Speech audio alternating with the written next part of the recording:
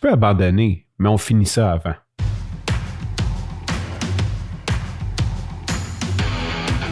Il aime le code.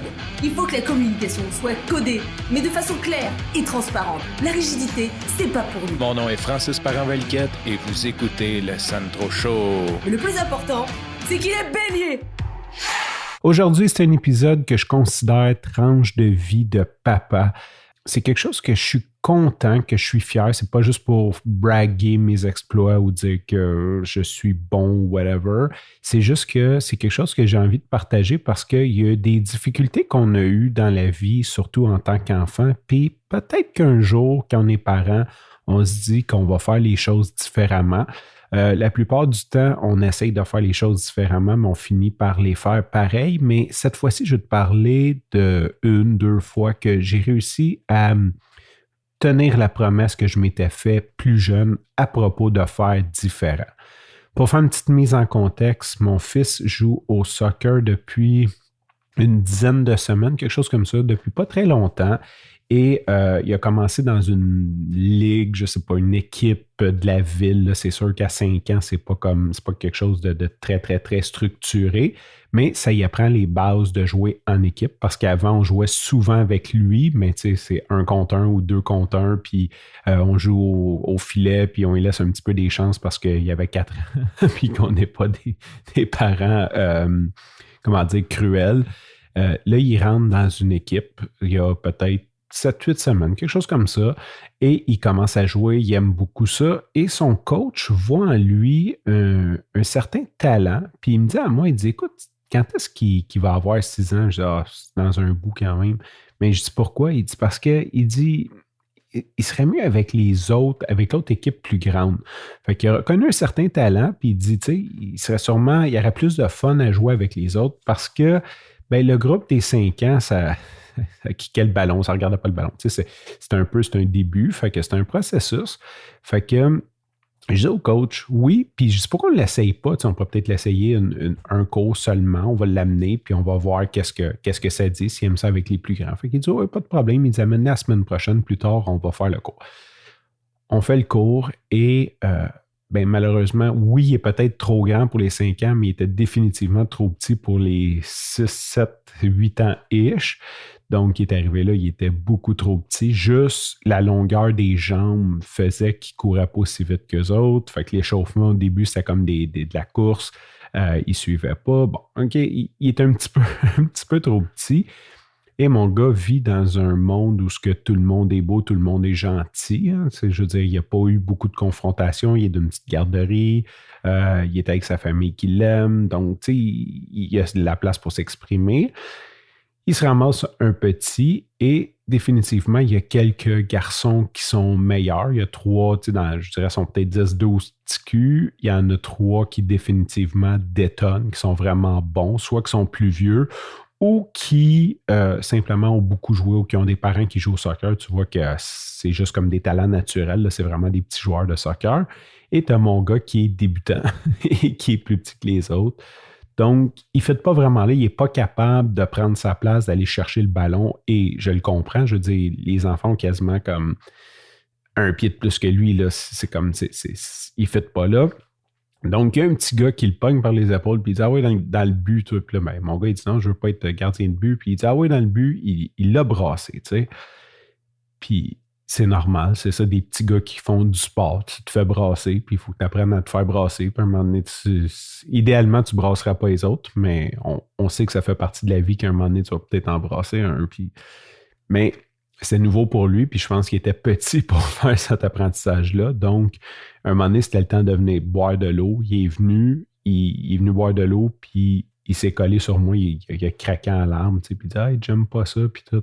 Hey, j'ai dit « Tu l'as essayé », je l'ai consolé, j'ai dit « Tu l'as essayé, je suis fier de toi, bravo, c'est correct », tu sais, on l'a essayé, on voulait juste voir si c'était rendu là.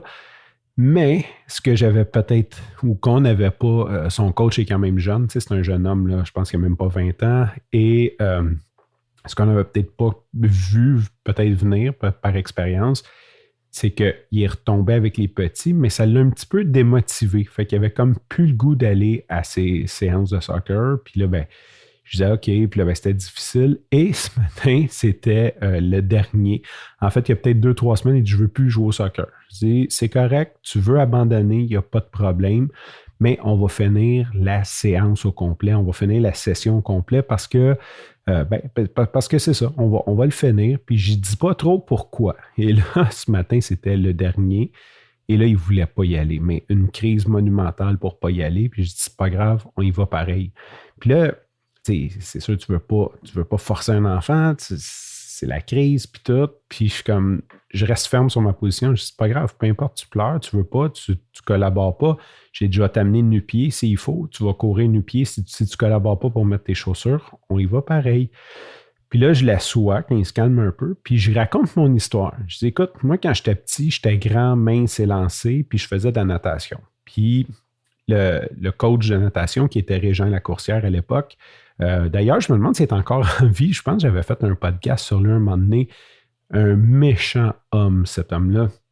Pas méchant dans le sens de méchant, mais un vrai de vrai, dur à cuire. J'en reparlerai peut-être une autre fois, parce que sinon, je vais m'étendre. Il a vu en moi, j'avais la shape pour être nageur parce que j'avais 6 ans, j'étais grand, j'avais même pas peut-être 5-6 ans, j'avais des gros os, j'étais mince et j'avais de la force. Donc, j'avais tout ce que ça prenait pour être un bon nageur. Et comme j'avais tout ce que ça prenait, il me gardait à la fin du cours puis il voulait me faire un peu plus. Tu sais, les autres partaient puis il me poussait un peu, puis il essayait de voir mes limites. Puis à un moment donné, il a atteint ma limite. Puis j'ai fait comme mon fils. J'ai pas aimé ça. Puis je me suis mis à pleurer. Puis j'ai dit à ma mère, je veux plus y aller. Puis j'ai pété une crise. Mais ma mère, étant douce, aussi, ma mère, ça la faisait suer de m'amener à la piscine parce que c'est ma mère. Elle a dit, OK, vas-y plus. That's it. Fait que ça a arrêté là. Mais cette espèce de sentiment d'inconfort temporaire-là, c'est une des rares choses que je regrette pas grand-chose dans la vie, mais ça, d'un, je regrettais d'avoir quitté parce que c'est sûr qu'après, plus tard, j'ai pris du poids, j'ai pas resté dans un esprit sportif, j'ai pas fait de sport autre. Puis, pas que j'en voulais à ma mère, mais je me disais, crime, si ma mère m'avait forcé à aller à 2-3 séances de plus, certainement qu'à un moment donné, j'aurais sûrement réembarqué. C'était juste un malaise temporaire. Puis j'ai abandonné pendant le malaise temporaire qui a fait que je n'ai pas continué. Puis, ça aurait certainement changé ma vie, avoir nagé toute ma vie. Mon adolescence, avoir fait un sport, ça aurait changé pas mal tout. Puis je suis pas mal sûr que avoir été poussé à quelques endroits clés comme ça, ça aurait fait la grosse différence. Fait qu'aujourd'hui, on est allé au dernier cours. Comme je disais, la crise, il ne voulait pas, blablabla. Rendu là, il ne voulait pas jouer. J'ai dit, c'est correct. J'ai dit, c'est ton dernier cours. Si tu ne veux plus, on ne viendra plus jamais, il n'y a aucun problème. Puis à un moment donné, il est allé d'un but, juste parce qu'il n'avait comme pas le goût de jouer. Fait que je pense qu'il voulait juste comme attendre que ça passe d'un but. Puis il a fait comme 3-4 arrêts de suite. Et là, il était heureux. Il a recommencé à jouer, il a regagné son sourire. Et quand le cours a fini, vu que c'était le dernier, on dirait qu'il y avait comme une énergie. Tous les parents se parlaient, tous les enfants jouaient ensemble. Puis j'ai dit à son coach, tu dis-tu à ton coach que tu ne reviens pas? Puis il dit non, il dit on va revenir, papa. Fait que c'est ça que je vais partager aujourd'hui, le fait de dire, OK, tu peux abandonner, mais à tel niveau. Comme on va juste faire un petit effort de plus. Puis peut-être que ce petit effort-là va t'écœurer puis tu vas abandonner pour toujours. Comme peut-être que tu vas raccrocher puis dire, hey, sais-tu quoi, finalement, j'aime ça, je vais continuer encore un bout. Tu sais, ça ne veut pas dire qu'il va en faire une carrière, mais s'il continue une autre session, parce que je pense qu'il connaît la règle maintenant, on finit la session si on la commence, ça va y faire un autre 12 cours de plus qui va jouer au soccer. Sur ce, je te remercie pour ton écoute. Je te dis à demain et bye bye.